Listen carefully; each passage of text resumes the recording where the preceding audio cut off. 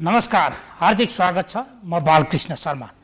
हामी यति बेला निषेधाज्ञाका कारण अधिकांश मानिसहरू घरभित्रै छौँ।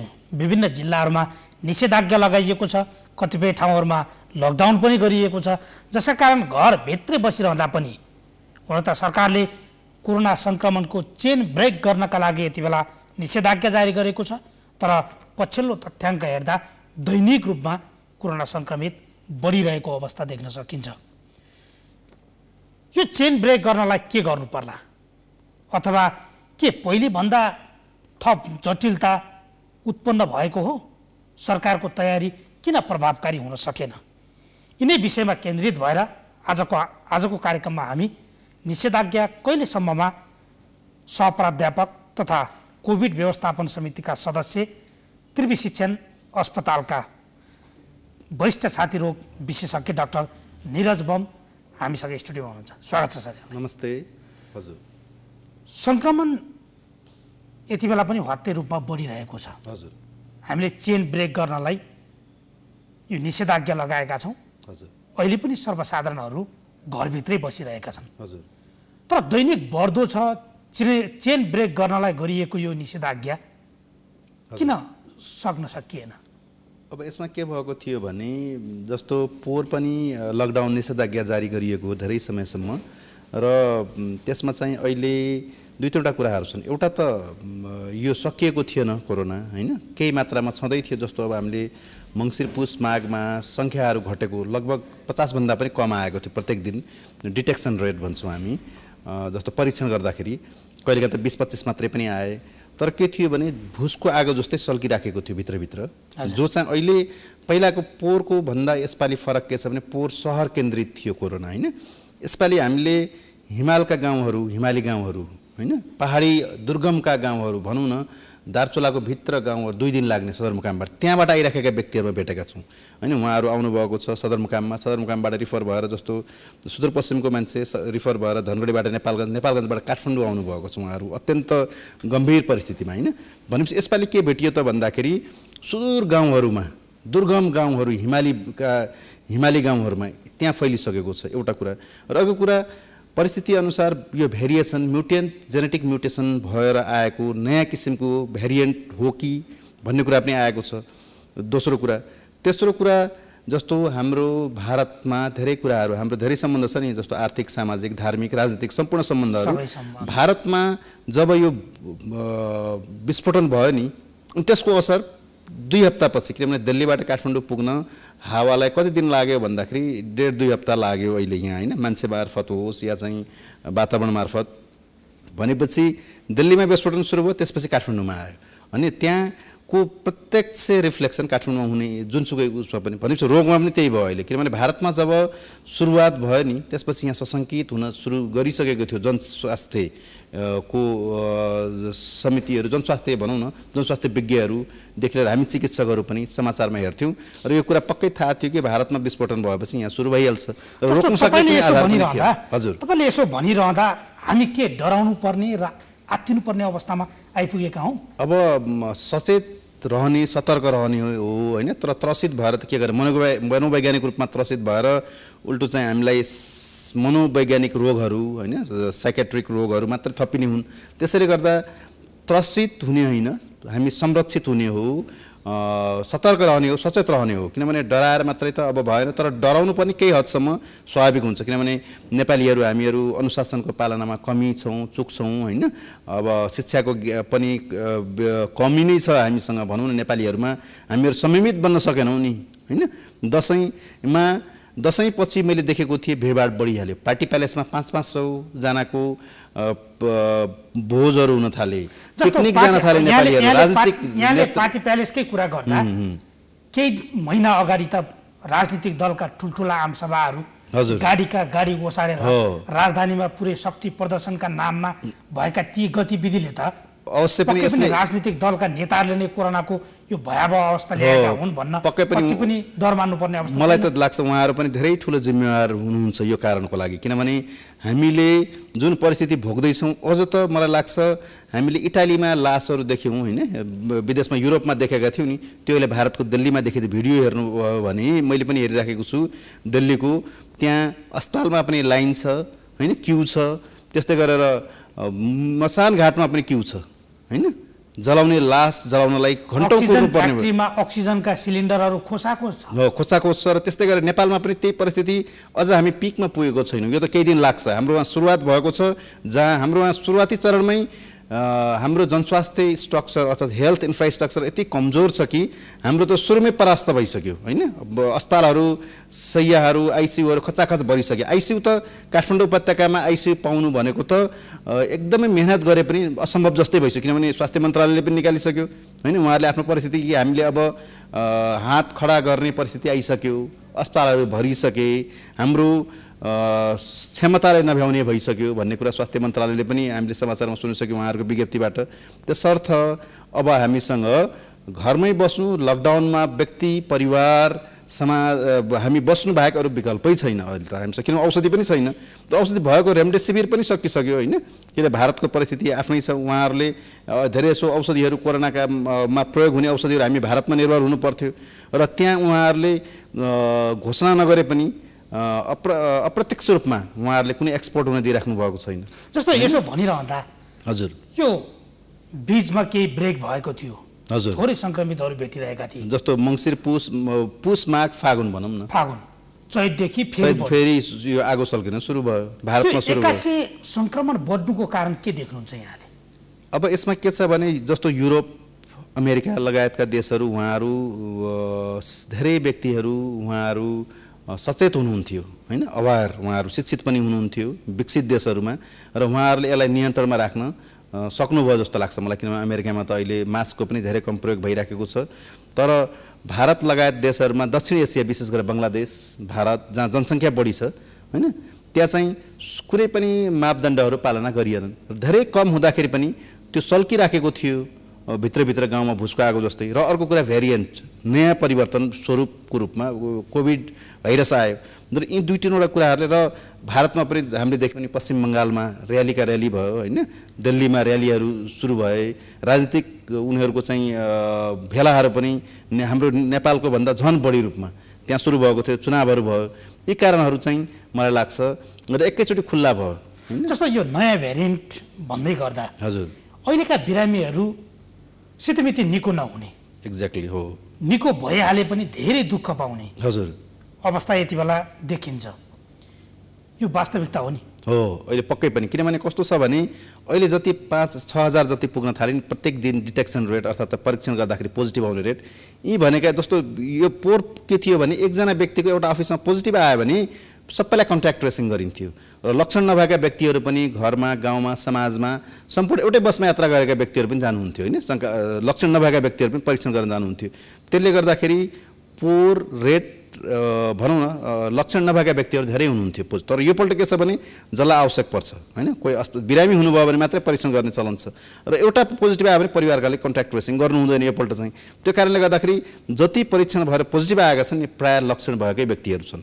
र योपल्टको के छ भने एकदमै सबैलाई प्रायः जसो पोजिटिभ हुने व्यक्तिहरू करिब 80% भन्दा बढी व्यक्तिहरू लक्षण भएका हुनुहुन्छ। र लक्षण भएका व्यक्तिहरूमा पनि किनभने साधारण लक्षणहरूमा व्यक्तिहरू अहिले पनि अस्पताल गइराख्नु भएको छैन, आइसोलेसनको कन्सेप्टमा बसिराख्नु भएको छ। तर छिट्टो उहाँहरूलाई ज्वरो आउने, खोकी लाग्ने र केही समयभित्रै उहाँहरू सास फेर्न गाह्रो हुने। जस्तो अझ पछिल्लो समय त युके भेरिएन्ट लगायत एक्ज्याक्टली भारतमा पनि नयाँ नयाँ भेरिएन्टहरू सुरुवात भयो भन्ने कुरा पनि देखिन्छ। हजुर, त्यो नेपालमा पर्ने प्रभाव कस्तो देख्नुहुन्छ यहाँले? अब अहिले हामीसँग भएका बिरामीहरू कोही व्यक्तिहरू कस्तो हुनुहुन्छ भने उहाँहरू योभन्दा पहिला भदौ असोजतिर पनि कोरोना पोजिटिभ भएर लक्षण भएर अस्पताल भर्ना भएको र 2टा भ्याक्सिन लगाइसकेको, कोभिसिल्डकै इक्जाम्पल, अहिले भारतीय भ्याक्सिनकै लगाइसकेका व्यक्तिहरू पनि अझ पोजिटिभ र लक्षण भएर आउनु भएको छ, अस्पताल भर्ना हुनु भएको छ होइन। त्यसैले गर्दाखेरि अब यसको प्रभाव कति असरसम्म जान्छ अहिले भर्खर हामी सुरुवाती चरणमा छौँ जस्तो लाग्छ मलाई, हामी पिकमा पुगेको छैनौँ। अझ स्वास्थ्य मन्त्रालयले त भन्दैछ यो वैशाखको अन्तिम अथवा जेठको पहिलो हप्तासम्म दैनिक 11,000 सङ्क्रमित हजुर थपिन्छन् भन्ने एउटा प्रक्षेपण पनि गरेको छ। तर त्यसलाई मेरो हिसाबमा त्यो पनि क्रस हुन्छ, किनभने दैनिक 11,000 दैनिक 6,000 त आइसक्यो 2 हप्ताभित्रमा होइन। मलाई लाग्छ त्यो हजारौँमा जान्छ यो त होइन। स्वास्थ्य मन्त्रालयको प्रक्षेपण भन्दा कहीँ अधिक जान सक्ने सम्भावना मलाई लाग्छ, किनभने भारतमा 4 लाख अझ पनि रोकिएको छैन होइन।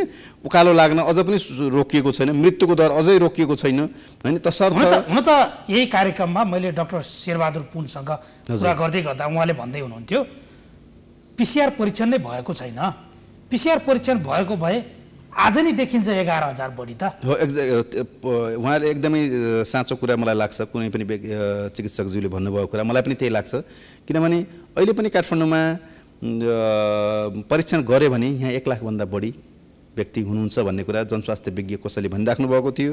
र यस्तो स्थिति आउन सक्छ जहाँ 40,000 व्यक्तिलाई काठमाडौँमा शय्या आवश्यक पर्ने त्यो हुनसक्छ भन्ने कुरा पनि कुनै मिटिङमा कसैले भन्नुभएको थियो। केही क्याल्कुलेसन गरेर उहाँहरूको जनस्वास्थ्य मापदण्ड जनस्वास्थ्यको केही क्याल्कुलेसन्सहरू गरेर पब्लिक हेल्थमा होइन त्यो कुरा भन्दै गर्दा हामी पनि सुनिरहेको थियौँ। तसर्थ अझ पनि धेरै माथि जाने छ, हजारौँमा 11,000 भन्दा कहीँ अधिक जान सक्ने जस्तो मलाई लाग्छ। जुन गतिमा यो बढेको छ यो कसरी बढेको छ भने अप्रत्याशित अकल्पनीय सुनामीको हिसाबले आएको छ होइन। यस्तो प्रक्षेपण मैले यत्रो वर्ष हामी चिकित्सकको रूपमा काम गरिराखेको छौँ छाती रोग विभागमा त्रिभुवन शिक्षण अस्पतालमा, र यस्तो परिकल्पना यसरी आउँछ र छातीमा यस्तो विध्वंस किसिमले छातीका एक्सरेहरू बिग्रिएका फोक्सोमा निमोनिया खालका आउँछन् भन्ने मैले कल्पना कहिले गरेको थिएन। जस्तो यहाँ त छाती रोग विशेषज्ञ पनि हजुर हजुर हुनुहुन्छ हजुर। जस्तो कोरोनाले छातीमै असर गर्ने हो हजुर। फेरि अर्को कुरा मैले के देखेँ भने योभन्दा पोहोरको बेलामा हामी कहाँ जति पनि मृत्यु भएका थिए ज्येष्ठ नागरिकहरू बढी, जस्तो चाहिँ रोग प्रतिरोधात्मक क्षमता कम भएका कलेजो रोग हुन् या फोक्सोका रोगहरू दमका रोगहरू हुन् या मृगोलाका रोगीहरू बढी थिए, सुगर भनौँ न मधुमेहका बिरामीहरू यस्ता बढी थिए, क्यान्सरका बिरामी। तर यसपालि जस्ट अपोजिट छ, बच्चाहरू पनि धेरै सक्रिय सङ्क्रमण भएर आउनुभएको छ। 10 वर्ष 8 वर्ष 5 वर्षको बच्चाहरू ज्वरो आएर खोकी लागेर गाह्रो भएर आउनुभएको छ। त्यस्तै युवाहरूको पनि युवा व्यक्तिहरू पनि धेरै मृत्यु भएको छ। भर्खरै मैले हेर्दा 23 वर्षको व्यक्ति बाहिर प्राइभेट हस्पिटलमा हिजै मृत्यु भएको छ। त्यस्तै गरी एउटै घरका धेरै परिवार आउनुभएको छ, जसलाई आइसियुमा राख्नु पर्यो, एउटै घरका 3-3 जनासम्म आइसियुमा बसेका छन् होइन। युवा युवतीमा पनि त्यत्तिकै सिभियर त्यत्तिकै सक्रिय सङ्क्रमण सिभियरिटी त्यत्तिकै बढी छ। यो शिक्षण अस्पतालको अवस्था के छ? यति बेला आइसियु अथवा भेन्टिलेटर पाउने पर्ने अवस्था छ कि छैन? भेन्टिलेटरमा हामी कहाँ अहिले नै 12 जना भेन्टिलेटरमा आइसियु बेडमा हुनुहुन्छ र हामीले तुरुन्तै एक्सटेन्सन गरेर 12 बेडको आइसियु बेड र भेन्टिलेटर 1-2 दिनमा सुरु हुने अवस्थामा छ। तर मलाई शिक्षण अस्पतालमा काम गर्दा अनुभव के देखायो भने हामी बेड थप्दै गइरहेका छौँ, त्यो सुनामीकै हिसाबले भरिराखेको छ। हामीले सुरुमा 60 बेड सुरु गऱ्यौँ, त्यो 1-2 दिनमै भरियो। त्यसपछि एक्सटेन्सन गरी 70-75 बेड थियो होइन। त्यसपछि 30 बेड बढाइयो, 30 बेड 8 घन्टाको दरिमानमा भरियो। त्यसपछि फेरि अर्को 30 बेड होइन 49 बेड्स 49 बेड। त्यसपछि अर्को 49 बेड 30 बेड 8-9 घन्टामा भरियो। त्यसपछि अर्को 49 बेड 5 घन्टाको दरिमानमा भरिएको छ। अहिले दैनिक त्यहाँ कोरोना सङ्क्रमितहरू कति आउने गरेका छन्? इमर्जेन्सी हामीले लिनुहुन्छ या फर्काउनुहुन्छ?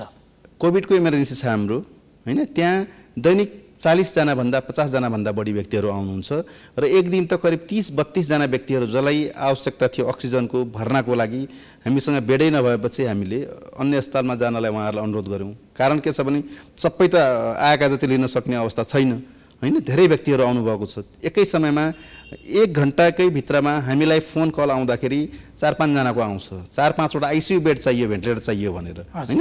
काठमाडौँमा आइसियु बेड र भेन्टिलेटर पाउन अहिले असम्भव प्राय छ, एकदमै गाह्रो छ। जनरल बेड अक्सिजन भएका बेड पाउन त मुस्किल छ भने आइसियु बेड र भेन्टिलेटर त असम्भव प्राय छ। र कतिपय व्यक्तिहरू उपत्यका बाहिरबाट आइराख्नु भएको छ र उहाँहरू यहाँ अल्पत्र पर्नुभएको छ एयरपोर्टमा एम्बुलेन्सभित्र होइन। त्यसैले गर्दा म उपत्यका बाहिरबाट आउने व्यक्तिहरू बिरामीहरूलाई पनि यही कार्यक्रम मार्फत एउटा अनुरोध के गर्छु भने काठमाडौँ आउनु पूर्व आफ्नो आइसियु यदि चाहिन्छ, सघन उपचार कक्ष चाहिन्छ भने बेडको र उपचार कक्षको व्यवस्था र टुङ्गो नलगाई नआइदिनु होला होइन। हिजो मात्रै मैले थाहा पाएको छु, उहाँहरू प्लेनबाट एयरपोर्ट आउनुभयो, एम्बुलेन्समा चढ्नुभयो, एम्बुलेन्सको ड्राइभरले कुन अस्पताल जाने भनेर सोद्धाखेरि एम्बुलेन्सको ड्राइभरले उहाँलाई के जवाब दिनुभयो, तपाईँहरू पहिला बेड निश्चित गर्नुहोस् त्यसपछि मात्रै म तपाईँहरूलाई लिएर जान्छु एयरपोर्टबाट भन्नुभयो। किनभने कतिपय एम्बुलेन्सका ड्राइभरहरूले के भन्नुहुन्छ भने हामीले यसरी घुमाउनु पर्छ कि एम्बुलेन्समै उहाँहरूको जान जान सक्छ त्यहाँ छैन अर्कोमा लियो हस्पिटल चार्दै उहाँहरू त्यसपछि मसँग सम्पर्क 2 घण्टा 1.5-2 घण्टा एयरपोर्टमै बसेर त्यसरी एम्बुलेन्सको ड्राइभरले त्यो भन्न थाल्नु पहिला तपाईँहरू अस्पताल टुङ्गो गर्नुहोस् मलाई कुरा गराउनुहोस् त्यसपछि मात्र म लिएर जान्छु भन्नुहुन्छ। जस्तो डाक्टर साहब यो मानिसहरूको पहिलो रोजाइ नै सरकारी अस्पताल पर्छ। हजुर निश्चित नै निश्चय नै खर्चको हिसाबले पनि अथवा नेपालीले धान्न सक्ने अवस्था पनि देखिँदैन। हजुर काठमाडौँ उपत्यका मात्रै होइन बाहिरका निजी हस्पिटलले पनि बिरामीलाई कतिसम्म शास्ति दिन्छन् भन्ने तपाईँ हामी जाहेर नै छौँ। हजुर सरकारी अस्पतालमा थप्नुपर्ने बेडहरू लगायत विभिन्न जो वीर हस्पिटल टेकु शिक्षण अस्पताल पाटन अस्पताल लगायतका सिभिल हस्पिटल लगायतका जो क्षेत्रहरूमा छन् त्यसमा बेड थप्नुपर्ने सर्वसाधारणलाई अलिकति सहज रूपमा उपचारका लागि व्यवस्था गर्नुपर्ने हो। तर हामीले किन गर्न सकेनौँ? अब यो त यसको लागि जवाफदेही त नेपाल सरकार स्वास्थ्य मन्त्रालय होइन उहाँहरूको जुन संयन्त्र छ उहाँहरूले उत्तर दिँदाखेरि राम्रो हुन्छ। तथापि हाम्रो यहाँ जुन विकास र विस्तारको क्रम छ त्यो धेरै स्लो, किनभने राजनीतिक इच्छा शक्ति यसमा हुनुपर्ने, दृढ इच्छा शक्ति हुनुपर्ने एकदमै जरुरी छ। तथापि उहाँहरूको त्यो चाहिँ अलिकति ढिलासुस्ती चाहिँ भएको पक्कै जस्तो मलाई पनि फिल भएको छ, किनभने कोभिड महामारी धेरैचोटि सरकारी संयन्त्रबाट के सोचियो भने अब यो गयो होइन, अब आउँदैन, तर जनस्वास्थ्य विज्ञहरूले अलर्ट गरिराख्नु भएकै थियो। र यो प्रक्षेपण त डब्ल्युएचओ लगायत अमेरिकाको धेरै केन्द्रहरूले त अब यो साउथ एसियातिर फेरि आउँछ भन्ने कुराहरू उहाँले परिकल्पना उहाँले प्रक्षेपण गरिसक्नु भएको थियो, तथापि गरिएन। जस्तो पोहोरकै बेलामा हामीले 1000 बेडेड होल्डिङ सेन्टर अब अहिले कुरा आइराखेको छ होइन, बनाउने भनेर कहाँ बनाउने भनेर, तर त्यस बेला नै बनाएको भए अहिले यो शास्ति हुन्थेन, किनभने हामी त अझ पिक पुगेको छैनौँ, अझ आउँदा दिनहरू कस्तो हुने हो अझै थाहा छैन।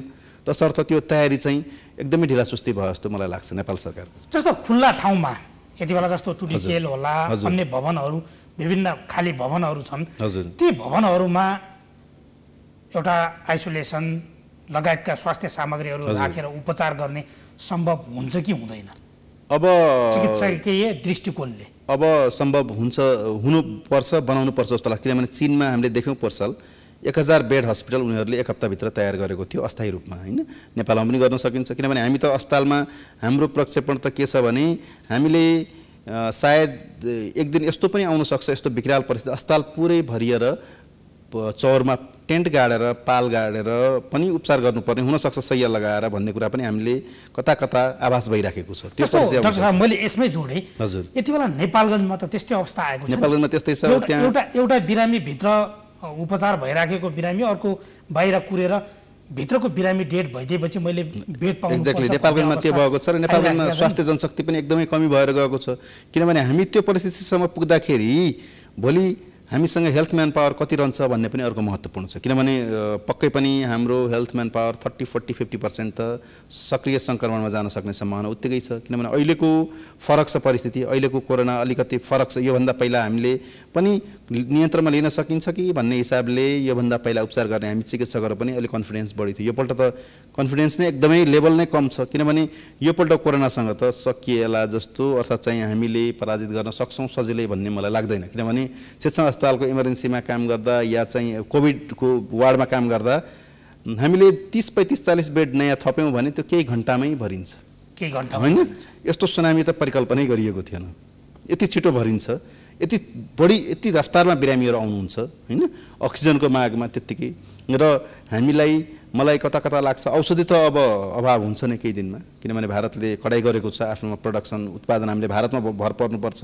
यो कोरोनाको एक्ज्याक्ट मेडिसिन नभए पनि सम्बन्धित औषधिहरू भारतमा त्यहाँबाट कडाइ गर्न सुरु गरिसक्नुभयो उहाँले अप्रत्यक्ष रूपमा होइन।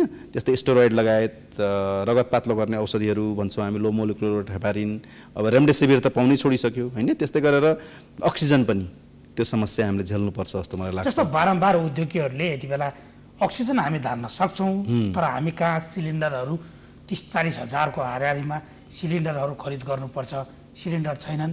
किनकि बाटोमै जस्तो सिलिन्डर अस्पतालसम्म पुर्याउँदा बाटोमै आधा सिलिन्डर हुन सक्छन्, त्यसकारण खतरनाक छ भनिरहँदा पनि सिलिन्डर खरिदमा त अझै पनि ध्यान दिएको अब मलाई लाग्छ यो हाम्रो नेपालको सरकारी संयन्त्र भनौँ या प्रत्यक्ष खरिद गर्न सक्ने मैले बुझेअनुसार उहाँहरूले खरिद गर्न नसक्ने परिस्थिति हो कि उहाँहरूले टेन्डरमा जानुपर्ने होला, आफ्नै विभिन्न होला, तर डाइरेक्टै सिधै रूपमा मगाउन सक्नुहुन्थ्यो, तर धेरै कुरामा भारतबाटै भर पर्नुपर्ने हो। अहिले मलाई लाग्छ भारतबाट चाहिँ यो अवस्थामा कडाइ कडाउ नै गरिएको छ। धेरै कुरा मैले बुझेअनुसार औषधि पसलहरू फार्मेसीमा पनि त्यही भन्नुहुन्छ, हामीसँग स्टक सकिन लागिसक्यो, कतिपय कुरा उताबाट आउनुपर्छ, उता अहिले कडाइ गरेको छ। बोर्डरमा अप्रत्यक्ष रूपमा मैले व्यक्तिगत हिसाबले जानकारी पाएअनुसार तसर्थ नेपाल सरकारले गर्नुपर्ने कुराहरू यीहरू हुन्, तर पनि नेपाल सरकारमा अहिले उहाँहरू विषयकै म्यानेज गर्दा गर्दै थाक्नुभयो जस्तो मलाई लाग्छ। अहिले अब यहाँले भनिरहँदा अस्पतालमा बेड पाउन गाह्रो छ, असम्भव प्राय भइसक्यो। आइसियु र भेन्टिलेटर त होइन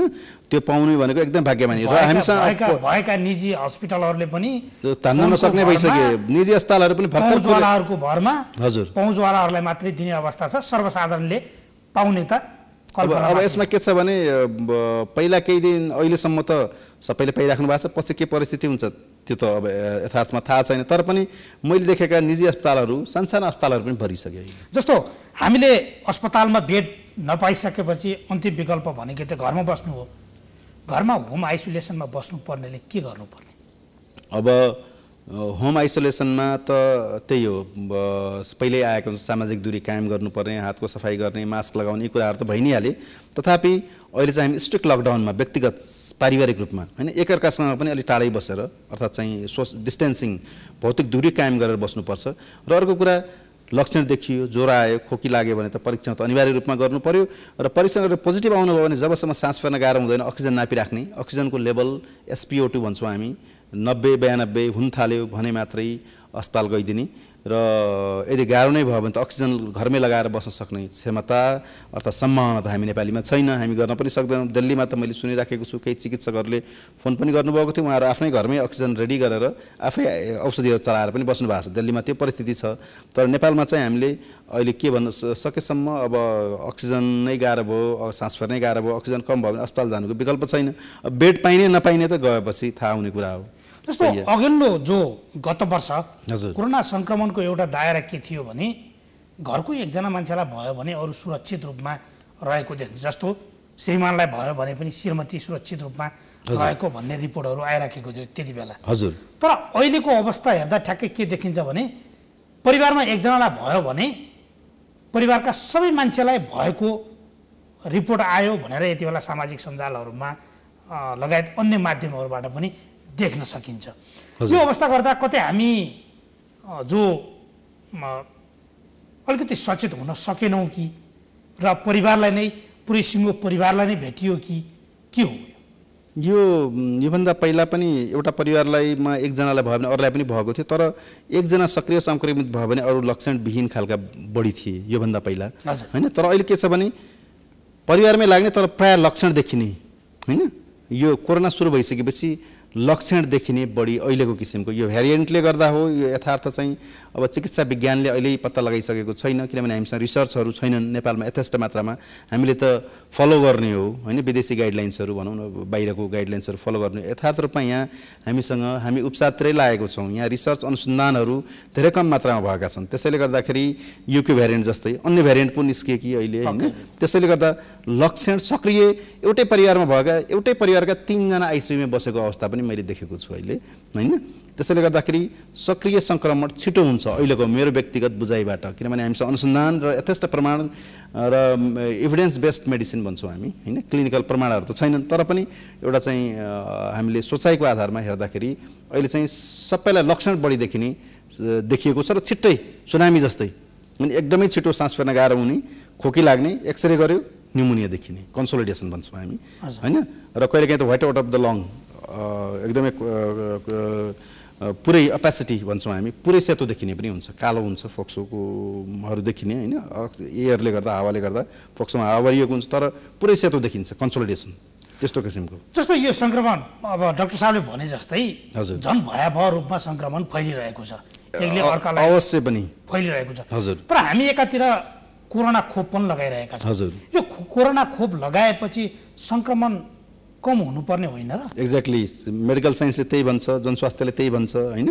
कोरोना खोप लगाएपछि कम हुनुपर्ने हो। अर्थात् जापानिज एन्सेफ्लाइटिसकै कुरा गरौँ, हामीले बाँकेबर्दिया कैलालीमा भयावह रूपमा आएको थियो केही वर्ष अगाडि। हामी त्यस बेलामा धेरै वर्ष अगाडि होइन, र त्यस बेलामा जापानिज एन्सेफ्लाइटिसको खोप लगाइयो कोरियाबाट ल्याएर, र धेरै हदमा नियन्त्रण गर्यो। अहिले जापानिज एन्सेफ्लाइटिसको महामारी त्यो रिजनमा धेरै कम देखिन्छ, अर्थात् कोही व्यक्तिगत छुटपुट घटनाहरू आउँछन् होइन। त्यस बेला महामारी फैलिएको थियो, त्यो भन्छ विज्ञानले। खोप लगाइसकेपछि अन्त्य हुनुपर्छ या कम हुनुपर्छ, हर्ड इम्युनिटी डेभलप हुनुपर्छ भन्छ, तर यहाँ त केही पनि भएन। उल्टो खोप दुईटै खोप लगाइसकेका व्यक्तिहरू र योभन्दा पहिला सङ्क्रमणमा अस्पताल भर्ना भएका व्यक्ति फेरि अहिले त्योभन्दा सिभियर लक्षण लिएर भर्ना हुनु भएको छ। त्यसैले गर्दाखेरि कतै हाम्रो रिसर्च अनुसन्धानहरूमै अझै हामी एक्ज्याक्ट ठाउँमा पुगिसकेका छैनौँ कि अनुसन्धानले एक्ज्याक्ट कुरा धेरै भइसकेका छैन कि भन्ने पनि मलाई आभास हुन्छ। यसो भनिरहँदा भ्याक्सिन प्रभावकारी छैन भन्ने कुरा पनि आयो यहाँनिर होइन। उहाँले त 70% भन्नुभयो, 70% भन्नुभयो पहिला होइन। यसको क्लिनिकल इफिकेसी अर्थात् चाहिँ 70% कभर गर्छ यसले, अर्थात् 70% व्यक्तिमा हुँदैन, 30% चाहिँ हुनसक्छ भन्ने कुरा आएको थियो। तर यहाँ त अहिले त्यो 30%मा रहेका व्यक्तिहरू फेरि आउनुभएको हो कि होइन। प्रभावकारिता 70% भनिएको थियो। त्यसैले गर्दा यो भ्याक्सिनको पनि अहिले पनि मेडिकल साइन्स मलाई लाग्छ अझ पनि यो अनभिज्ञ नै छौँ अझै पनि हामी। यसको जस्तो यसैमा भारतको कोभिसिल्ड र चीनको भेरोसेल यो यति बेला नेपालमा लगाइराखिएको छ। त्यो सँगसँगै रुसी भ्याक्सिन पनि फेरि ल्याउने भन्ने चर्चा पनि छ। यी भ्याक्सिनमा फरक के देख्न सकिन्छ डाक्टर साहब? अब किनभने भ्याक्सिन्सहरू प्रिन्सिपली एउटै नै हुन्छन्, त्यसले गएर हाम्रो शरीरमा एन्टिबडिजहरू प्रोडक्सन गर्ने अगेन्स्ट कोभिड भाइरस होइन, त्यही नै हो। अझ मैले थपेँ, सर्वसाधारणमा के छ भने यो देशको भ्याक्सिन लगाउने भने अलिक बढी काम गर्छ, भारतको लगाउने भने बढी काम गर्छ, चाइनाकोले नगर्ला कि सर्वसाधारणमा त्यो तहमा पनि छ। यो बारे पनि स्पष्ट पारिदिनु। अब यो त किनभने यसमा त भनिहाल्न मिल्दैन, किनभने त्यो त परीक्षण गरिसकेपछि लगाइसकेपछि समाजमा आउने त्यसको असर र त्यसको परिणामबाट थाहा पाउने कुरा हो। हाम्रो जस्तो विकासशील राष्ट्रमा होइन, हाम्रो जस्तो तेस्रो मुलुक भनौँ न हामी, यस्तो ठाउँमा त्यसबाट थाहा पाउँ। त्यसैले गर्दा लगाउने बित्तिकै कुन इफेक्टिभ छ भनिहाल्न पनि हतार जस्तो मलाई लाग्छ। जनस्वास्थ्यले पब्लिक हेल्थले पनि भन्न सक्दैन। त्यसैले गर्दा उहाँहरूले पनि अब FDA एप्रुभ गर्नुभएको छ होइन, भनौँ न फुड एन्ड ड्रग एडमिनिस्ट्रेसन अमेरिकाबाट एप्रुभल लिनुभएको छ। आफ्नो देशको संयन्त्र जुन रिसर्च संयन्त्र हो त्यसबाट, अनुसन्धान संयन्त्रबाट उहाँहरूले प्रमाणित गराउनु भएको छ। तसर्थ यसमा बोलिहाल्न अलि हतार जस्तो लाग्छ, तर पनि यो परिणामले देखाउने कुरा हो। किनभने अहिले चाइनिज भ्याक्सिनहरू पनि सुरु भएको छ, कतिको कामयाबी हुन्छ यो त हेर्दै जानुपर्ने नै हुन्छ। अहिले जस्तो डाक्टर साहब यति बेला हामीसँग कोही टेलिफोन सम्पर्कमा जोडिनु भएको छ दर्शक। हजुर, म उहाँलाई स्वागत गर्छु। नमस्कार, को कहाँबाट बोल्दै हुनुहुन्छ यति बेला? नमस्कार, म सिन्धुलीबाट वीरबहादुर रमाल। हजुर, यहाँको जिज्ञासा अथवा प्रश्न के छ? हजुर, अब मलाई त पहिला पनि कोभिड भएको हजुर। हजुर, अनि त्यही अहिले पनि अब त्यसको चाहिँ हल्का जिउ दुख्ने, जिउ अलिकति आलस्यता भइरहेछ कि सर अहिले पनि। हजुर, कर्कर त्यो चाहिँ जिउहरू अलिकति खाने जस्तो भइरहेछ। त्यो भएर त्यसको अहिलेको र पहिलाको चाहिँ त्यो के हो? पहिला पनि यस्तै भएको थियो मलाई। हजुर, अनि त्यो भएर अहिलेको र पहिलाको चाहिँ के हो हजुर भनेर चाहिँ डाक्टर साहबसँग यसो बुझि पाऊँ भनेर। हस्, डाक्टर साहब उहाँले के भन्दै हुनुहुन्छ भने जो पहिले पनि शरीर दुखिराखेको थियो हजुर, र अहिले पनि शरीर दुखिराखेको छ हजुर, कतै मलाई कोरोना संक्रमण हो कि भन्ने कुरा पनि उहाँले गरिराख्नु भएको छ। के भन्न चाहनुहुन्छ? होइन, उहाँले राम्रो प्रश्न गर्नुभएको छ। अहिले कोरोना सबै ज्वरो खोकी लिएर आउने व्यक्तिहरू हुनुहुन्न होइन। त्यसले गर्दा यसको लक्षणमा एकदमै विविध लक्षणहरू होइन, यसको एकदमै अनेक लक्षणहरू लिएर अहिले आउनुभएको छ। किनभने कोही बिरामीहरू टाउको दुखे पछाडि भनेर गर्नुभयो, उहाँले ज्वरो नआए पनि PCR गराउँदा पोजिटिभ आएको छ। कोही धेरै व्यक्तिहरू अहिले पहिला जस्तो योभन्दा पहिला स्वाद हराउने, स्मेल बास्ना नआउने भनेर आउनुहुन्थ्यो। योपल्ट धेरै बिरामीहरू चाहिँ शरीर पोल्ने, शरीर दुख्ने भनेर आउनु भएको छ होइन। उहाँहरूको ज्वरो नाप्दा ज्वरो हुँदैन, तर ज्वरो आए जस्तो पनि हुन्छ र खाना मन पनि कमै लाग्छ भन्ने किसिमको लिएर आउनुहुन्छ। त्यसैले शरीर पोल्ने, शरीर दुख्ने यस्तो लिएर आउनुभयो भने चाहिँ म एकचोटि अनुरोध गर्छु PCR परीक्षण चाहिँ गर्नुपर्ने हुन्छ। किनभने हामीसँग सबभन्दा भरपर्दो माध्यम PCR नै हो। त्यसैले गर्दा PCR को लागि, परीक्षणको लागि म अनुरोध गर्छु। र आफूलाई शङ्का लाग्ने बित्तिकै आफै पनि गए हुन्छ, किनभने हामीले सामाजिक उत्तरदायित्व पनि छ होइन। हामी आफूलाई भएर सङ्क्रमण भएर अस्पताल भर्ना नभए तापनि अरूलाई बचाइदिनु पर्ने पनि हाम्रो उत्तरदायित्व प्रत्येक व्यक्ति, प्रत्येक नागरिकको होइन। किनभने कुनै व्यक्ति त कमजोर प्रतिरोधात्मक क्षमता भएको व्यक्तिले लाग्यो भने त उहाँहरूको त अस्पताल गएर उहाँहरूको अप्ठ्यारो परिस्थितिमा पर्न सक्नुहुन्छ। त्यसैले गर्दाखेरि हामीले परीक्षण गर्नलाई चुक्नु हुँदैन। जस्तो पछिल्लो समय त अझ मानिसहरूमा एउटा मनोवैज्ञानिक रूपमा पनि कतै घाँटी खसखसाए जस्तो हुने, ज्वरो आए जस्तो हुने लगायत झनै यो सङ्क्रमण तीव्र रूपमा फैलिएको छ भन्दै गर्दा त मानिसहरूलाई मनोवैज्ञानिक रूपमा पनि कोरोना लाग्यो कि भन्ने पनि एउटा जो सोच्न बाध्य भएका छन् यति बेला। उहाँहरूको लागि के भन्ने, के गर्ने, अथवा उहाँहरूले तत्कालै चिकित्सकसँग परामर्श गर्ने कि अथवा अन्य केही उपायहरू पनि छन्? तर जसलाई चाहिँ घाँटी खसखस भयो जस्तो लाग्ने, यस्तो अनुभूति हुनेहरू जस्तो तपाईँले भन्नुभयो, यस्ता व्यक्तिहरूले सकेसम्म आफै परीक्षण केन्द्रमा गएर परीक्षण दिनुभन्दा एकचोटि चिकित्सकलाई, नजिकको स्वास्थ्य केन्द्र, चिकित्सक होइन, नजिकको चाहिँ कुनै अस्पतालहरूमा गएर आफूले अथवा टेलिफोनबाट पनि भए पनि होइन सम्पर्क गरेर उहाँहरूको सल्लाह सुझाव लिएर मात्रै परीक्षण गर्न अगाडि बढ्दा राम्रो हुन्छ जस्तो लाग्छ। किनभने हामीसँग पिसिआरमा पनि धेरै लाइन, धेरै क्यु भइसक्यो, धेरै भिड भइसक्यो होइन। त्यसर्थ म के अनुरोध गर्छु भने पहिला स्वास्थ्य कर्मीहरूसँग एकचोटि सल्लाह लिने, त्यसपछि उहाँले परीक्षण गर्न अगाडि बढ्ने भन्ने मलाई लाग्छ। पक्कै पनि डाक्टर साहब, यति बेला हामीसँग अर्को एकजना दर्शक पनि यति बेला जोडिनु भएको छ। म उहाँलाई स्वागत गर्छु। कहाँबाट को बोल्दै हुनुहुन्छ? हेलो, नमस्कार, स्वागत छ यहाँलाई। सर नमस्कार। हजुर, म सिन्धुपाल्चोकबाट। हजुर, यहाँको जिज्ञासा अथवा प्रश्न के होला? हजुर, त्यही अब यसको उसमा तपाईँको त्यो ज्वरो चाहिँ कतिसम्म आउने, अब त्यो वाकवाकी लाग्नेहरू पनि सिम्टम हुन्छ कि हुँदैन त्यसको? हजुर। अनि चाहिँ त्यसमा अब तपाईँ जस्तै अब चाहिँ त्यसको लागि अब हामीले चाहिँ घरैमा चाहिँ बसेर अहिलेको लागि जुन अब पहिलाकै जस्तो गरेर चाहिँ त्यो हामीले चाहिँ निको हुन्छ कि जुन अब यो तपाईँको चाहिँ दोस्रो भेरिएन्टमा चाहिँ हामीले अर्कै तरिकाहरू अप्नाउनु पर्ने हुन्छ समथिङ सिम्टम देखियो भने? पक्कै पनि डाक्टर साहब उहाँले भन्दै हुनुहुन्छ जो घरमै बस्दा हजुर अलिकति असहज भयो अथवा त्यसलाई घरमै उपचार गर्न सकिन्छ कि अथवा आत्तिएरै अस्पतालसम्म जानुपर्छ भन्ने अवस्था के हुन्छ, के गर्नुपर्छ भन्ने उहाँले सोधिरहेको। यसमा चाहिँ अब म एउटा नम्र निवेदन गर्न चाहन्छु सम्पूर्ण दर्शक माझहरूमा। हामीले धेरै जसो बिरामीहरू त मनोवैज्ञानिक रूपमा त्रसित पनि हुनुहुन्छ होइन। उहाँहरू साधारण अलिकति खसखस भयो, अघि हामीले भने जस्तै खसखस भयो, अलिकति जिउमा असमञ्जसता प्रकट हुने बित्तिकै उहाँहरू अस्पतालको दौडिहाल्नुहुन्छ। धेरै व्यक्तिहरू डराएर पनि आइराख्नु भएको छ। त्यसैले गर्दा नआत्तिने, घरमा बस्ने, समयमित भएर बस्ने, आत्तिनुपर्ने कुनै जरुरी छैन होइन। किनभने एकैचोटि सबैको निधन हुन्छ भन्ने पनि छैन। त्यसैले गर्दा यदि ज्वरो आयो, खोकी लाग्यो, शरीर दुख्यो, शरीर पोल्यो होइन, र अक्सिजन हेर्दा, किनभने सबै ठाउँमा गाउँमा SpO2 नहुन पनि सक्छ, अलिकति सास फेर्न गाह्रो भयो जस्तो भयो भने मात्रै नजिकको स्वास्थ्य केन्द्र या चिकित्सक कहाँ जाने र त्यसपछि चिकित्सकहरूले सल्लाह दिइहाल्नुहुन्छ। यदि किनभने हाम्रो यहाँ अहिले कोरोनाको लागि त गाउँ गाउँमा पनि एडभाइस दिन सक्ने स्वास्थ्य कर्मीहरू सम्पूर्ण एकदमै एक्टिभ भएर, किनभने अहिले जागरण पनि धेरै छ, त्यसैले उहाँहरूले सल्लाह दिनुहुन्छ, साधारण नाप जाँच गर्नुहुन्छ। उहाँहरूले सल्लाह दिनुभयो भने PCR परीक्षण गर्ने र PCR पोजिटिभ आए तापनि आत्तिहाल्नुपर्ने छैन नि। त्यो मृत्युदर त उही हो, फेरि 2-3%, 4% पुग्ला, धेरै त छैन अझै पनि। सबैको मृत्यु भएको छैन र कयौँ व्यक्तिहरू त डिस्चार्ज भएर घर जानु भएको छ र लाग्ने बित्तिकै मृत्यु हुने। योपल्ट फरक मात्र के हो भने अलिक बढी सिभियरिटी देखाउँछ, अलिक गाह्रो बनाउँछ भन्ने मात्रै हो पहिलाको भन्दा, पोहोर हामीले उपचार गर्दा भन्दा।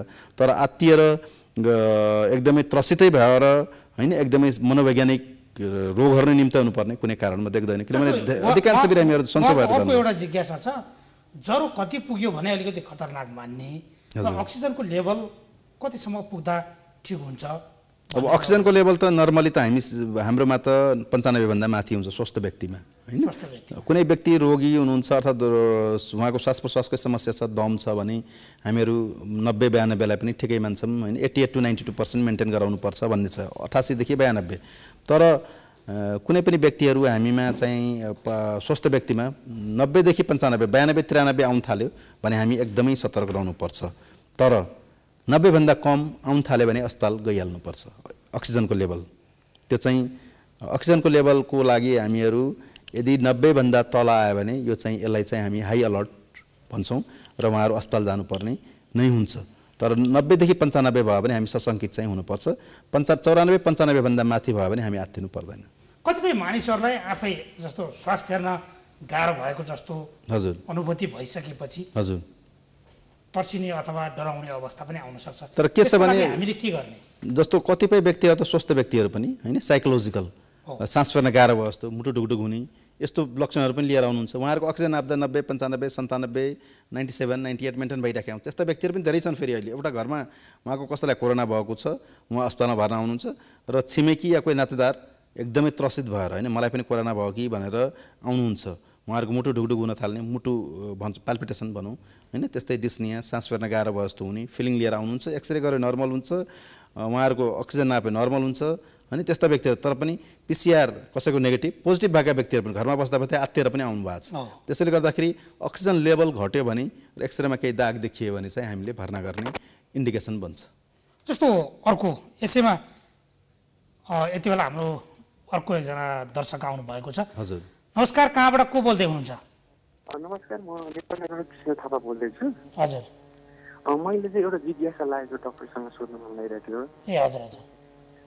डाक्टर साहबलाई नमस्कार डाक्टर साहबलाई सिधै प्रश्न राख्न सक्नुहुन्छ यहाँले हजुर डाक्टर मलाई चाहिँ पहिला योभन्दा अगाडि कोरोना भइसकेको थियो जस्तो अब अहिले यो जुन सेकेन्ड फेज आयो भने त यसले चाहिँ अब हामी सेकेन्ड लाग्यो भने चाहिँ यसले कतिको असर गर्छ भनेर मैले चाहिँ जुन जिज्ञासा थियो त्यो सोध्न खोजेको यहाँको जिज्ञासा फेरि एकपल्ट राखिदिनु होला डाक्टर साहब जस्तो मलाई पहिल्यै नै कोरोना पोजिटिभ भइसकेको थियो तर त्यतिखेर सामान्य लक्षण देखाएर मलाई निको भयो मैले घरमा होम आइसोलेसनमा बसेर ठिक भएको थियो डाक्टर साहब अब यसबाट चाहिँ मलाई फेरि पुनः लाग्नको लागि चाहिँ कति चान्स हुन्छ र लाग्यो भने कति सिभियरसम्म हुन्छ भनेर मैले यो जिज्ञासा चाहिँ डाक्टरसँग सोध्न खोजेको ए पक्कै पनि पहिला उहाँलाई कोरोना सङ्क्रमण भएको थियो र होम आइसोलेसनमै बसेर उहाँको हजुर उपचार भयो र सन्चो हुनुभयो हजुर तर अब फेरि कोरोना लाग्न कतिको सम्भावना हुन्छ भनेर उहाँले प्रश्न सोध्दै हुनुहुन्छ एकदमै राम्रो र एकदमै जनचासो होइन को प्रश्न गर्नुभएको छ मलाई धन्यवाद किनभने पहिला व्यक्तिहरू कोरोना भएकोमा एन्टिबडी डेभलप हुन्छ कहिलेसम्म रहन्छ यो होइन यो कोरोना भाइरसको विरुद्धमा भन्ने कुरा अझै पनि रिसर्च अनुसन्धानकै क्रममा छ होइन र 6 महिनासम्म रहन्छ या 3 महिनासम्म मात्र बाँकी रहन्छ या 45 दिन मात्रै बाँकी रहन्छ भन्ने कुरा थियो पहिला कोरोना भाइरस भइसक्यो अहिले दुईटा प्रश्न के छ भने एक त पहिलाकै त्यही कोरोना भाइरस जुन चाहिँ पोहोर हो र यो एउटै हो या होइन या म्युटेन्ट भ्यारिएन्ट हो स्वरूप परिवर्तन भएको हो स्वरूप परिवर्तन भएको रहेछ भने त पक्कै पनि यसले असर गर्न सक्छ यो लाग्न पनि सक्छ एउटा कुरा र अर्को कुरा उहाँले त्यही हो भने पनि उहाँले त्यो एन्टिबडी बाँकी छ कि छैन उहाँले रोग विरुद्धमा त्यो एन्टिजेन प्रदान गर्छ भाइरसले र एन्टिबडी शरीरले प्रोडक्सन गर्ने त्यो एन्टिबडीले प्रतिरक्षात्मक रूपमा काम गर्छ त्यो बाँकी छ कि छैन दुईटा प्रश्न भयो त्यसैले गर्दा म के भन्छु भने हामीले सतर्क सचेत रहनै पर्छ लाग्न सक्ने सम्भावना उत्तिकै छ किनभने मैले अघि उदाहरण पनि दिएँ व्यक्ति भदौमा उहाँ अस्पताल भर्ना हुनुभएको 7-8 दिन कोरोना भाइरस भएर 2टा कोभिसिल्ड भ्याक्सिन लगाउनु भयो फेरि अहिले सक्रिय सङ्क्रमण भएर भर्ना हुनुभएको छ अनि त्यस्ता उदाहरणहरू आइरहेका छन् त्यसैले गर्दा हामी कोरोना भाइरस भइसक्यो मलाई कोरोना भ्याक्सिन भइसक्यो सुरक्षित छु भनेर कहिले पनि नठानौँ हामी जहिले पनि असुरक्षित छौँ अनि भ्याक्सिन लगाए पनि असुरक्षित छौँ अझै पनि किनभने परिणाम ठोकुवा गर्न सक्ने स्थिति छैन भ्याक्सिनले प्रोटेक्सन गर्छ नै त्यसैले गर्दा म तपाईलाई सादर अनुरोध के गर्छु भने अहिले पनि एकदमै स्ट्रिक्ट आइसोलेसनमा बस्नुहोस् हैन लकडाउनको पालन नियमहरू पालना गर्नुहोस् भौतिक दूरी कायम गर्नुहोस् व्यक्तिगत सुरक्षा कोरोनाको विरुद्धमा हामी जुन जनस्वास्थ्यले भन्छ त्यसका मापदण्डहरू अनिवार्य रूपमा पालना गरिदिनुहोस् पक्कै पनि अझ एउटा डाक्टर साहब अर्को पनि के भन्ने गरिन्छ भने विगतमा कोरोना सङ्क्रमण भएका व्यक्तिहरूबाट हजुर अर्को व्यक्तिमा सर्यो भने झन् खतरनाक हुन्छ भन्ने पनि प्रश्नहरू यति बेला सर्वसाधारणहरूमा बुझाइ देख्न सकिन्छ यो साँचो हो अब यो मिथ आइराखेको छ विभिन्न कुराहरू चर्चा परिचर्चाहरू भइराख्छन् हैन नेपालमा तर यसलाई चाहिँ अब पुष्टि गर्ने कुनै वैज्ञानिक आधारहरू चाहिँ छैनन् त्यसैले गर्दाखेरि यसै हो भन्न सकिने अवस्था छैन तथापि फेरि मैले यो विषय जोड्दै गरौँला यति बेला फेरि अर्का एकजना दर्शक हामी कहाँ टेलिफोन सम्पर्कमा आउनुभएको छ नमस्कार स्वागत छ यहाँलाई नमस्ते कहाँबाट को बोल्दै हुनुहुन्छ र तपाईँको जिज्ञासा राखिदिनु न म यहाँ आरुबारीबाट गोकर्णेश्वर आरुबारीबाट बोल्दैछु सर हजुर मेरो चाहिँ भान्जा पोजिटिभ भएर एकदम अक्सिजन लेभल चाहिँ 90 मा छ अनि ज्वरो 101 भन्दा त नआएको छैन तर उहाँलाई त्यति गाह्रो चाहिँ भएको छैन भन्नुहुन्छ अब सबैतिर बेड खोज्यौँ कहीँ पनि पाइएन अब 90 छ अहिले अक्सिजन लेभल नापिराखेका छौँ अनि यसको लागि चाहिँ अब त्यति नै उहाँलाई गाह्रो छैन भनेर अब घरमै राखेका छौँ अहिलेसम्म चाहिँ अब कहीँ पनि बेड पाइएन, कति ठाउँ फोन गऱ्यौँ, अब इमर्जेन्सीमा लिएर जानुहोस्, त्यहीँबाट चाहिँ तपाईँहरूको चाहिँ हुन्छ भन्नुहुन्छ गभर्मेन्ट लेभलबाट पनि। अनि इमर्जेन्सीमा पनि कहीँ पनि लिन मान्नुहुन्न। यसको लागि अब आत्तिनु पर्ने हो कि अब केही उपाय पनि भएन, त्यो चाहिँ कस्तो होला सिचुएसन चाहिँ भनेर एचडी साहबसँग सोध्न खोजेको मैले। यस डाक्टर साहब, जस्तो उहाँको यति बेला उहाँको भान्जा चाहिँ यति बेला सङ्क्रमित हुनुहुन्छ, अक्सिजन लेभल 90 पुगेको छ र ज्वरो 101 को हाराहारीमा पुगेको छ र उहाँले विभिन्न अस्पतालमा जो बेड पाउनका लागि उहाँले फोन गर्नुभयो तर बेड पाउनु भएन। उहाँ यति बेला घरमै हुनुहुन्छ, होम आइसोलेसनमै बसिराख्नु भएको छ। के गर्दा उत्तम हुन्छ अथवा उपाय के गर्ने, अथवा हस्पिटलै जाने कि बस्ने, त्यति असहज त भएको छैन, तर के गर्न सकिन्छ, हस्पिटलमा बेड पनि पाइएन भन्दै हुनुहुन्छ। अब राम्रो प्रश्न र एकदमै जटिल प्रश्न हो यो उहाँले चाहिँ गर्नुभएको, किनभने अस्पतालमा बेड पाउनु भएको छैन होइन। यो आजको परिस्थिति यही, काठमाडौँको परिस्थिति यही उहाँले भनिहाल्नुभयो होइन। इभन जनरल बेड पाइराख्नु भएको छैन उहाँले होइन। आइसियु र भेन्टिलेटर कुरा गर्नु भएको छैन, जनरल बेड पाउनु भएको छैन होइन। अब यसको लागि उहाँले जो भन्नुभयो 90 छ अक्सिजन, ज्वरो पनि आइराखेको छ, तसर्थ यो त इन्डिकेसन बन्छ भर्ना गर्नुपर्ने मलाई लाग्छ होइन अस्पतालमा, किनभने व्यक्तिलाई गाह्रो नभएको हुनसक्छ तर कोरोना परिस्थिति यस्तो छ कि कुनै पनि बेलामा जटिल बनाइदिन सक्छ होइन। यो घन्टौँमा अर्थात् केही घन्टाभित्रमै जटिल बनाइदिन सक्छ र केही घन्टाभित्रै मान्छेहरूको मृत्यु भएको मैले देखेको छु हिजो अस्ति पनि होइन। केही घन्टाभित्रै जनरल वार्डमा आइसियु सारा नपाउँदै मृत्यु भएको पनि देखेको छौँ।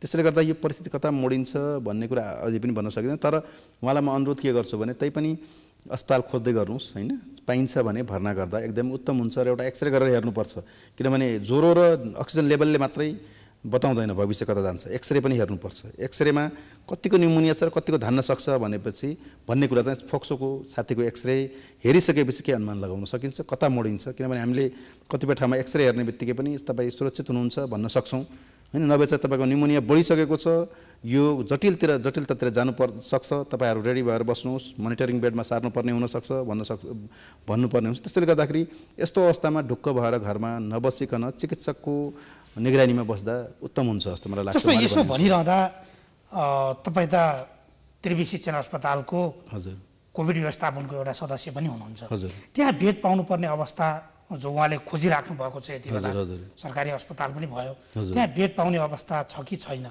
उहाँले यति बेला टेलिभिजन हेरिराखे अहिले जानुभयो भने अहिले छैन, किनभने हामीले पनि स्रोत र साधनले भएसम्म बनाउने हो होइन। किनभने मैले अघि नै निवेदन गरेअनुसार हामीले जति बेड थप्दै जान्छौँ नि केही घन्टाभित्रै भरिहाल्छ। पहिला दिन केही हप्ता केही दिन लाग्थ्यो भने जनरल कोभिड नहुँदा होइन। अहिले त तपाईँको चाहिँ केही घन्टाभित्रै, किनभने यतिजना क्युमा हुनुहुन्छ र इमर्जेन्सीमै हुनुहुन्छ होला अहिले, कतिपय एउटा वार्ड थप्ने बित्तिकै भर्ना हुनेहरू होइन। इमर्जेन्सीमै बाहिर कोरिडोरमा सुतिराख्नु भएको छ, दर्दनाक अवस्था छ यो। मैले पहिला त्यस्तो अवस्था त टेलिभिजनमा इटालीमा हेर्दाखेरि होइन, युरोपमा हेर्दाखेरि देखेको थियौँ नि, जुन चाहिँ त्यही स्थिति भइसक्यो। अब यस्तो स्थिति हुनसक्छ कि इटालीमा जस्तो भयो नि। मलाई के सोध्दैछु भने जसको सम्भावना छ तिनीहरूलाई मात्रै आइसियुमा राख्ने हो कि भन्ने कुरा पनि हुनसक्छ। यो एकदमै तितो यथार्थ होइन। त्यसैले गर्दाखेरि अवस्था दर्दनाक नै छ। अब नेपाल सरकारले गर्नुपर्ने हो, तर अब भारत सरकार त इतिहासमा यति निरह कहिल्यै देखिएन भनेर बीबीसीले भन्दैछ भने नेपाल सरकारलाई हामीले दोष दिनु त व्यर्थै जस्तो लाग्यो मलाई व्यक्तिगत रूपमा होइन। जस्तो अब हामी अन्त्यमा छौँ, हजुर यति बेला हामी निषेधाज्ञामा घरभित्रै छौँ हजुर र कोरोना सङ्क्रमण यति बेला तीव्र रूपमा फैलिएको छ हजुर। यो सङ्क्रमणबाट बच्न डाक्टर साहबको सुझाव छोटकरीमा? अब यसमा कुनै विकल्पै छैन होइन। पहिल्यै भनेअनुसार त्यही भौतिक दूरी, मास्कको प्रयोग गर्ने। मास्क नै हो सबैभन्दा बलियो हतियार अहिले होइन। भौतिक दूरी कायम गरिदिने, हातको सफाइ गर्ने, यी कुराहरू पहिल्यै जनस्वास्थ्यका मापदण्डहरू आइसकेका छन्। त्यसैले गर्दा सकेसम्म घरभित्रै बस्ने होइन। लकडाउन, सेल्फ लकडाउन अब, पहिला लकडाउनको कुरा थियो, अब सेल्फ लकडाउन अब होइन। यसलाई अनुशासन एकदमै पालना गरिदिने, किनभने कसलाई को लाग्छ भन्ने अहिलेसम्म निश्चित छैन। हामी कति उकालो लाग्दैछौँ र कति माथि पुग्छौँ भन्ने, पिकमा कहिले पुग्छौँ त्यो पनि निश्चित छैन। सबै कुरा अन्धकार छ अहिले होइन। र भविष्यमा कति कस्तो परिस्थिति आउँछ त्यो पनि थाहा छैन। यो त मलाई लाग्छ मेरो हिसाबमा त सुरुवाती चरण हो जस्तो लाग्छ होइन। र लकडाउनको कुनै विकल्प पनि थिएन जस्तो लाग्छ मलाई व्यक्तिगत रूपमा होइन। किनभने हामीसँग औषधि छैन, शैय्या छैन, भेन्टिलेटर आइसियु छैनन्। अब के गर्ने त, लकडाउन बाहेक विकल्पै छैन। त्यसैले गर्दा अब सेल्फ लकडाउन नै हो उपाय, अरू केही छैन। धेरै धेरै धन्यवाद जनचेतनाका निम्ति यहाँ स्टुडियोसम्म आएर केही बोल्ने मौका दिनुभयो। र अवसर दिनुभएकोमा म प्राइम टेलिभिजन परिवार लगायत यहाँलाई धेरै धेरै हार्दिक आभार व्यक्त गर्न चाहन्छु। धन्यवाद। पक्कै पनि हामीले आजको निषेधाज्ञा कहिलेसम्म भन्ने प्रसङ्गमा डाक्टर निरज बमसँग हामीले कुराकानी गऱ्यौँ। तपाईँका केही जिज्ञासा पनि लियौँ, तपाईँहरूका जिज्ञासाहरू हामीले आफै पनि राख्यौँ। उहाँले भनेको अनुसार नै तपाईँ सङ्क्रमणबाट बच्नलाई अनिवार्य रूपमा स्वास्थ्य मापदण्ड प्रयोग गर्नुहोस्, घरमै बस्नुहोस्। अहिलेलाई भने बिदा दिनुहोस्। नमस्कार।